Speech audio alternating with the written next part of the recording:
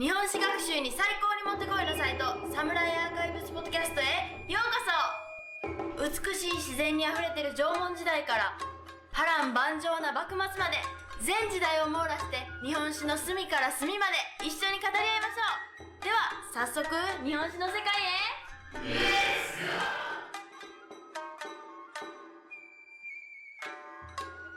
へ。Hey everybody, welcome back to the Samurai Archives podcast. Today I'll be talking to Dr. Elijah Bender, who you'll remember from an episode we did about 5 years ago on the Takeda clan. And if you haven't heard that episode, definitely go back and take a listen. But today, Dr. Bender will be giving us his take on the new PlayStation exclusive game Ghost of Tsushima from the point of view of a Japan historian. And before we get started, don't forget to check out patreon.com/Samurai Archives to see how you can support the podcast. And with that, let's get started.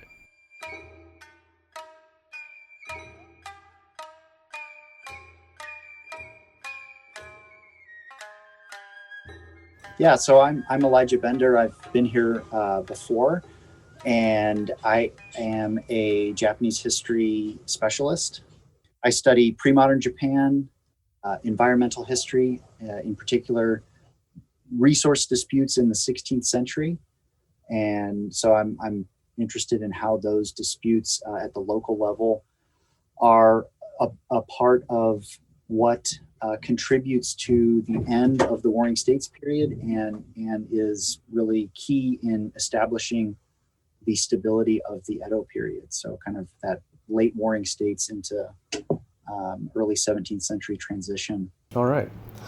And we specifically have your expertise today so we can talk about something else interesting, which is Ghost of Tsushima, which is, I believe is it a PlayStation exclusive? I think it is. Yeah, as far as I know, it's only on PlayStation, and it's a game that came out to a lot of fanfare. It was made or developed by this studio called Sucker Punch, which the listeners who are gamers will probably better know what else they have done. But really big budget production. I mean, it's very clear that a lot of time and money went into this game. And I thought that it'd be fun to talk about it on this podcast because for the last couple of years, I've been teaching a samurai history class, and I have used video games specifically as an assignment in class. And the reason that I do that is because samurai, as they exist in kind of pop culture, are just so well known. They're so ubiquitous that when students come to class, a lot of what they already know about samurai is from these pop culture sources, and video games are a big source of this. So I've been having students play video games and then kind of deconstruct the presentation of samurai in the game and compare that to the historical record that we've spent, the semester looking at. And then asking them to come up with some insight into why there's a difference. Or what does it tell us about the version of the samurai that is so celebrated and retold versus what we have in the historical record. Which, what I think is super interesting about that is that it's not just this sort of samurai are mythologized and idealized, and so we have this skewed picture of them in our pop culture imagination. What's super interesting to me about that is that even in historical eras, the ideal version of samurai was this, sort of fictionalized, mythologized version. So in the stories that they told themselves about heroic samurai and so on, whether that be in Heike Monogatari or Tai Heiki or whatever, it's this, aspirational kind of image, right? That doesn't really line up with the historical record. And so that's kind of true for lots of different groups. And then that allows you to sort of segue into, well, what does that mean? Why do we tell stories about ourselves in such a way? I wish my professor had assigned me video games for homework. I'd be all over that.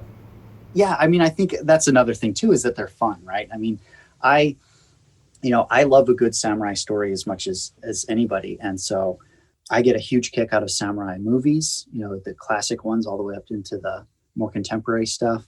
I love samurai video games, and what I was trying to kind of set up with that previous comment is that the historical inaccuracy to me is like, that's not the thing that you should be getting hung up on. I mean, it's very important to understand that, but it's more important to understand, I think, that these are forms of narrative, right? Whatever it is that you're looking at, whether that be a film or a video game. And I'm more interested in asking, what does that narrative do and why is it there? Like, why is this thing so compelling? Why do we have these narratives about samurai being a certain way or not? And why do we continue to want to consume these stories? Because as I said, you can find these same kinds of things even in historical eras. So I think making that connection and sort of analyzing that is a lot more interesting than just saying, aha, see, this movie is inaccurate and that movie is inaccurate and this game gets it wrong. Because I don't know, that to me, that just kind of gets boring after a while. Yeah, I think that's the Neil deGrasse Tyson school of movie criticism. Yeah, right. Where he just breaks down everything that is not scientifically accurate. Yeah, exactly.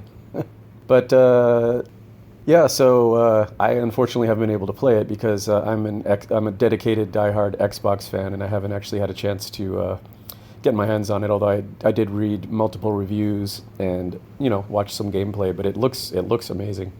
But I'm sort of questioning your Japanophile bona fides for being an Xbox person rather than PlayStation. But we can discuss that in some other podcast, I suppose. Well, they've started releasing the Yakuza series of games on Xbox, so I think I'm cool for now. Oh, okay. All right. Well, point taken. I just want to say that to kind of set, I'm so happy that a game like this is getting the attention that it's getting, and just the fact that to me, games are really maturing as an art form and as a form of narrative, and I would say that's something that's really taken off in the last 10 or even the last 5 years. But you're getting these really well-developed and artistic pieces of storytelling in games. And the fact that for a big budget game like this, they chose the setting of the Mongol invasions of Japan on Tsushima, and really went in excruciating detail to try to recreate, historical settings graphically, and then narratively, and then also just in terms of some production details that I was super impressed with, like the fact that you can play the whole game in Japanese. You can play the whole game in what they call Kurosawa mode, which is like black and white, kind of grainy video. And I think that this is good. It sort of shows the globalization of pop culture, I guess. But the fact that I can put on a samurai game and everybody's speaking Japanese, to me, that's just really cool. And what a awesome and compelling, historical episode, right? I play this up in my samurai history classes where it's like, okay, we've got, next week it's the unit on samurai versus Mongols, and everyone's like, oh, wow, what was that like? So it's a kind of naturally compelling history, I think.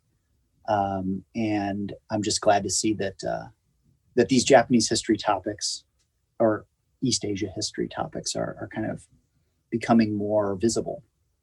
I definitely agree, and I'm looking forward to it someday in the far future, it coming to Xbox, but that's just beside the point.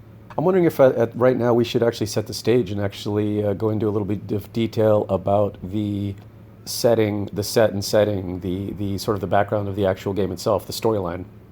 Yeah, so the storyline is that you can tell that they really went into a lot of effort to make a historically feasible setting. But for, I think a lot of your listeners are familiar with a lot of samurai history, but in the late 13th century, the Mongol Empire invaded or attempted to invade Japan twice in 1274 and 1281. And this was after they had already conquered China. So both times they went to Japan kind of via the Korea Tsushima route. In the 1281 invasion, it was a combination of that and a southern Southeast Asian route. But so it makes sense for Tsushima to be the setting of this game, where the main character is the son of the Jito of Tsushima, which historically would have been the So family, but it's Shimura, I think, is the name of the family in the game. In any case, I mean, he was also the leader of the Seven Samurai, wasn't he, Shimura? Or was that the actor that played the leader, I believe? Oh boy, I think that might have been where that came from. I have to admit that I'm not familiar, but it's clear that the people who made this game were big Kurosawa fans, and they're like steeped in sort of classic samurai cinema. But in terms of the background, it's these real historical events, right? There was two invasions, 1274, 1281. And the idea is that you, the main character, are the son of the Jito of Tsushima. The Jito would have been like a kind of local bigwig samurai type out there. And it doesn't explicitly say it in the game, but I'm pretty sure that it's supposed to be the second Mongol invasion, because they make references to the Mongols, or they make references rather to like preparations. Defensive preparations against the invasion, which is something that did happen after 1274. There was a series of defensive works constructed in northern Kyushu in particular. But in any case, the Mongols show up and the Jito is killed, who is your uncle. And then you sort of go on this covert series of missions kind of behind enemy lines, so to speak, where you're trying to undermine the Mongol invasion from occupied Tsushima, and that's the basic premise of the game. Okay, and I did confirm. Yes, the actor who played Kanbei in Seven Samurai is Shimura Takashi. So that might have been where they got the name from. That makes a lot of sense. Yeah, so you can definitely see influences of Seven Samurai and Yojimbo and what have you. So in that okay, so let's say, looking at it from a Japanese history perspective and from your perspective, the setup that you just gave, were there any issues with the setup? In terms of historically? Yeah. I mean, I think that it's generally pretty good, although the way that I guess I would say my biggest issue with that kind of general story is how the Mongols are portrayed. This game definitely falls into the trap of, portraying the Mongols as these sort of mindless brutes who are there to pillage and plunder and so on. And yes, Mongol armies did pillage and plunder and do nasty things. However, that's how warfare was conducted. So, samurai also pillaged and plundered and did nasty things. But you have a very clear dichotomy set up, and it makes sense. Narratively, they have to have the protagonists and the antagonists. But it falls back on the frankly kind of tired tropes of, you've got honorable samurai who are doing the right and defending their homeland versus these rapacious sort of bloodthirsty Mongols. And I was a bit turned off by that. I was a bit turned off by the fact that there's no real portrayal of the fact that the Mongols are actually in charge of China at this time. And so, a big part of the army that invaded Japan was Chinese. Certainly a lot of the sailors were. I was a bit turned off by the fact that the basic character arc for your main character is you're stuck in occupied Tsushima, behind enemy lines, and the Mongols refuse to fight honorably. So you must, learn to fight in a new way. You must learn the way of the ghost, which is where the title of the game comes from, which is basically fight sort of using espionage, and sort of covert tactics. And the way that's portrayed in the game is like, oh, there's this big, inner conflict of Jin, who's the main character, not fighting honorably and learning this new, sort of underhanded way of fighting. But he has to do it, because he's defending his homeland, Tsushima. So that's kind of a long-winded answer to what you said, but. Well, I'm assuming that probably part of that was done for like a game mechanic, the typical game mechanic of, okay, you need an excuse to go learn these skills and meet these characters and sort of progress the game, right? Yeah. And so I two things can be true at the same time, right? I'm aware of that, and I'm aware of the challenges that face game designers when they're constructing a narrative. And as you say, they have to think about a battle system and a skill progression and all of that. But I just feel like I'd be remiss if I didn't point that out as a historian. And the big reason I would say it is because it's like pretty much every piece of samurai media has some version of that. And so I understand that like that's sort of what it is to be a samurai story. But I feel like there's ways to make more nuanced stories that don't necessarily fall back on that kind of tired trope of samurai is forced to do something dishonorable for the greater good type of thing. Well, it's interesting you bring that up because in a couple of the reviews that I read, and again, I haven't played the game, unfortunately, but they kind of implied something. I mean, I'm paraphrasing, but it's something like it failed in a sense because it sort of reflected the World War II era, I don't know, militaristic view of the samurai, or that sort of the early 20th century propaganda of the honorable samurai and that sort of thing. And in a sense, that was kind of a failure of the storytelling. Well, I don't know if you would call it a failure. I guess what I'm saying is I acknowledge the function that dichotomy plays in this story. But I would agree with those reviews that it is very much the early 20th century view of, honorable samurai, what Bushido is, and so on.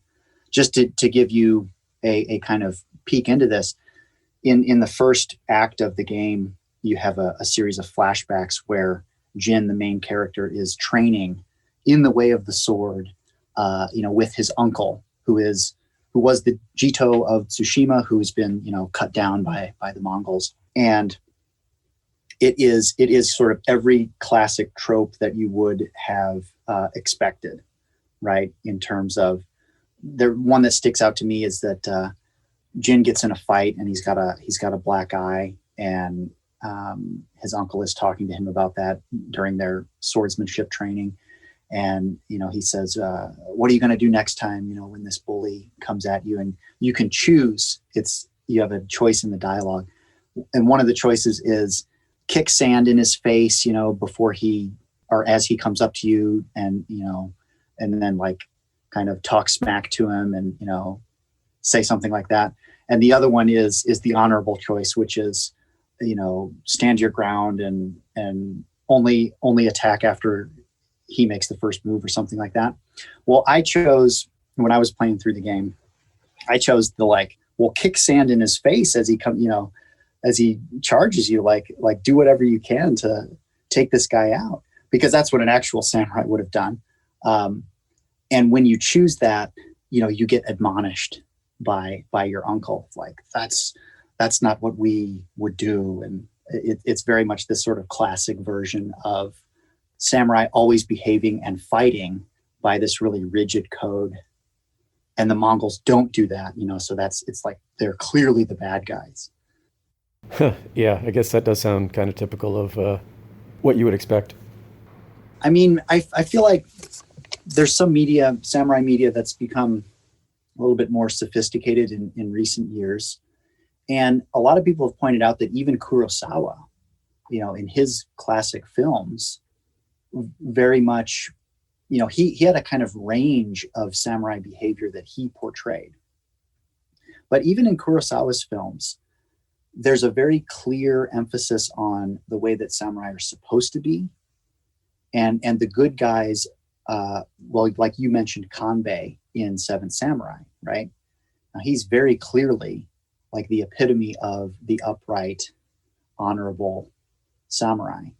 And the characters that are not like that, the fact that they're not like that is what makes them interesting or controversial, or, it gets played for a laugh because they're not like that. So I would say that even Kurosawa's films they rely on that kind of basic, for lack of a better term, let's call it classic Bushido approach to samurai. And so I guess I can't fault the game designers too much, for using that, considering that was their inspiration. Yeah, I've never really had a problem with that as far as movies or games are concerned. Like The Last Samurai, great movie. It had a lot of historical issues, I guess, but I thought it was fine. I had no issues with it. Yeah. And that's, it's, you sort of, at least for me, I ask myself, like, what the entertainment value and sort of what this is going to do in terms of visibility and like perhaps getting people more interested in this actual history versus, trying to be so militaristic about accuracy, because it's not just samurai, right? I mean, this is like every single thing that you can think of historically when it's portrayed on film, there's a disconnect, right? And so that sort of circles back to what I was saying earlier about I'm a lot more interested in sort of what the narrative does and why this is so compelling. And that being the case, I still do kind of take issue with a game like this where the narrative is so clearly the good guys are good because they do X, Y, and Z, and the bad guys are bad because, they do these other things. Well, I mean, I suppose part of that is psychologically, if you are basically murdering people on screen, it's easier to murder concretely evil people, I suppose. Yeah, that's true. I mean, and I'm a huge Star Wars fan. So, full disclosure, Star Wars is very much, this simplistic, good and bad. And that's why, like the game I played before this was Jedi Fallen Order.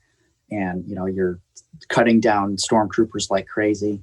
It's important that they're under that mask, right? Because you wouldn't want to be this honorable, upright, light side Jedi if you were just like dismembering people like crazy.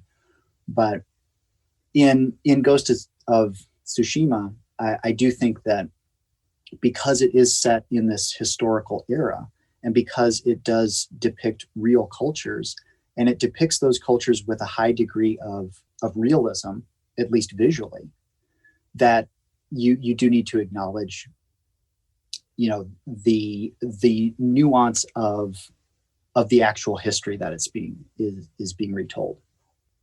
So I guess, how do you think how did it do as far as detail is concerned? I watched some of the gameplay. There's a lot of sword play. You kind of get the feeling that there's that issue again of let's give the samurai the sword rather than the spear or the bow. Yeah. I don't know how were the details overall? Yeah. So I was I would say it's sort of a mixed bag. I was super impressed with some stuff. Like one of the things, and it might seem like really minor things that are like, oh, like you cared about that. But one of the things that I was really liked is the fact that as a Japanese history professor, that's sort of your job, right? So yeah, I guess so. But anyway, if anybody thinks this is dorky, it's like, well, that's, I have an excuse. But the samurai characters in the game and the main character, indeed, they did a good job of saying that they're fighting for their country. And I played it with Japanese language, and so they would refer to their country as Kuni, not Nihon. And it's clear that when they say Kuni, they mean Tsushima no Kuni, which I thought like, oh wow, they must have actually talked to somebody who like really had some understanding of this, geopolitical context. But so that was a pitfall that they avoided. These samurai are not fighting for Japan, right? They're fighting for Tsushima no Kuni. So high marks for that to these game designers. But you are correct that it's very much a sword fighting game, right? Which I kind of expected. It's like it's going to be samurai, so you're going to have a katana. And it's, the katanas are inaccurate. Samurai of that period were still using tachi style swords, which are the ones that are that hang from the belt, that would have been worn with the blade down. And they're a different construction where you have the main part of the curve is like right after the hilt. And then the rest of the blade is kind of straighter. And the classic katana style, like Masamune and so on, that's a little bit later. I think that's 14th century. But that's the one that is, the more even curve.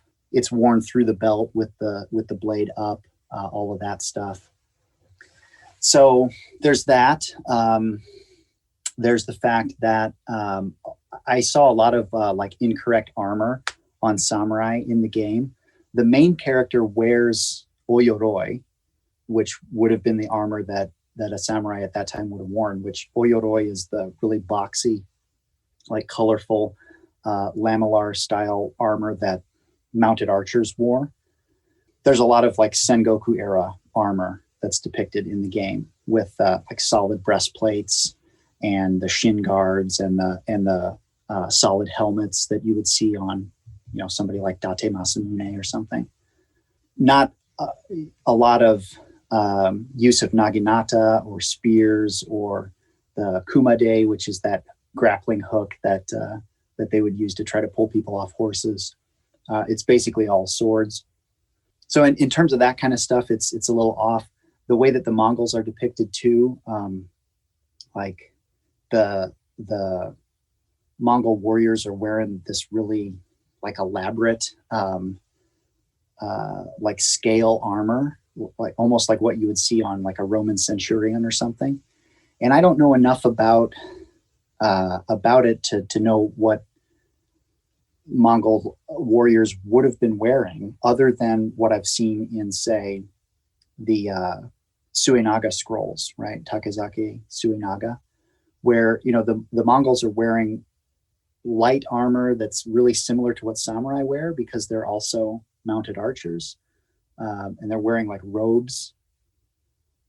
But these are just kind of like nitpicky stuff, right? That okay, they decided to kind of jazz the armor up a little bit to make the game more visually appealing. So overall, not too bad, I guess, particularly when you think of it in terms of entertainment value. Yeah, I would say that was pretty good. I mean, there was nothing that I thought like ruined the experience for me.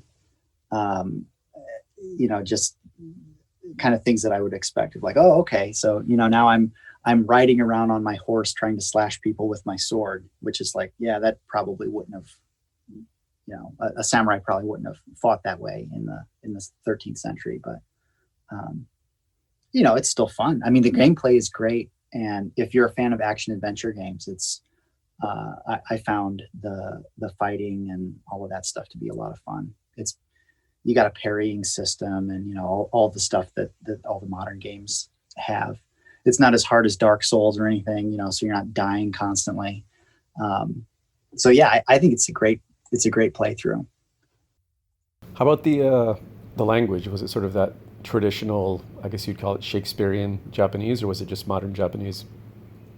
No, they tried to do the like, again, it's very like Kurosawa style, so the samurai talk like in this very like gruff way. And then lots of use of honorifics, as the situation calls for.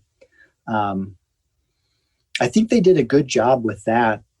There was just a few times where I noticed that a subordinate called his lord, there'd be a subordinate who would say something like Shimura Dono to their lord when they're addressing him directly, which would not have happened. They would have said something like Ue-sama.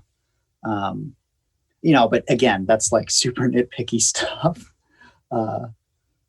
Which is your prerogative. Yeah. I think I was just more impressed with the fact that you could play through the game on Japanese, and it's all native speakers. All the voice actors were definitely native speakers. It's done really well. Very high production values. I think that's great. I'm all for that. I love to see, now as we're getting into the sort of Netflix era, let's watch stuff and play stuff that's in the language that it should be in, So I like to see that. There's no spoken Mongol language, but so they make up an excuse, for the Mongol like higher ups to all speak Japanese. But other than that, I thought it was really good. Yeah, anytime given the option, I'll always play a game in Japanese if that's the language option. I mean, if it's appropriate. I mean, it's something like, I don't know, I remember there was some random game that had a Japanese soundtrack, and it didn't really make sense to me because it wasn't actually a Japanese game. But, generally speaking, if it's a Japanese game, it makes more sense to me to play it in Japanese. Totally. And I feel that way about even languages that I don't speak. As there's more like Spanish language stuff available on Netflix, if I'm watching a Spanish language film, I'd prefer to see it in the native language with subtitles. And I think more people are starting to embrace that. I think that's a terrific development. And, I'm glad to see it here in this little piece of Japanese themed pop culture. All right, and that's it for this episode of the podcast. Stay tuned for part 2 of our discussion on Ghost of Tsushima. And also be sure to check out how you can support the podcast on Patreon at patreon.com/samuraiarchives. And as always, thanks to everyone who supports us. Your help is greatly appreciated.